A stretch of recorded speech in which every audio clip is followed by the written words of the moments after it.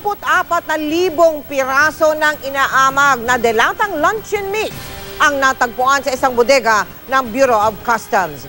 Bagamat may panghihinayang, mas pinag-iisipan ngayon ng ahensya kung paano ligtas na maitatapon ang mga expired na delata.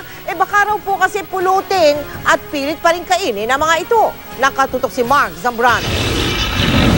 Ito ang tumambad sa amin sa loob ng isang warehouse ng Bureau of Customs sa Maynila. Tinatayang 1,000 kahon o 24,000 lata ng luncheon meat. Natayang garito ng halos 7 taon. Balot na nga sa amag at alikabok. Ayon sa BOC, misdeclared goods daw ito mula pa sa China. Taong 2004 nang iimbak dito sa warehouse ng Bureau of Customs ang mga misdeclared na lata ng luncheon meat na ito. At dahil 2005 pa ang expiration date ng bawat isa, problema ngayon ng ahensya kung paano ligtas na maitatapon ang bawat isang lata na hindi magiging panganib sa buhay ng tao.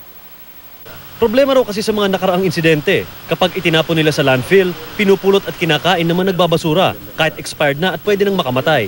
So, talagang hindi na pwedeng kainin ito. Baka kung saan pa mapunta ito. Ano? So, pinakamaganda siguro ilibing yan. Sa dami ng luncheon meat na nasayang lang dahil hinayaang nakaimbak, marami na sanang mahihirap ang napakain.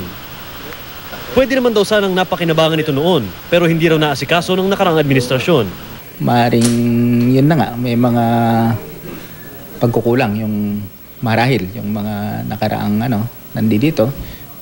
Dagdag panilim, naglabas na daw ng utos si Commissioner Rufy Biazon na ipaimbentaryo na ang lahat ng laman ng mga warehouse ng ahensya para malaman kung alin ang pwede pang pakinabangan. Mark Zambrano, Nakatutok, 24 Oras.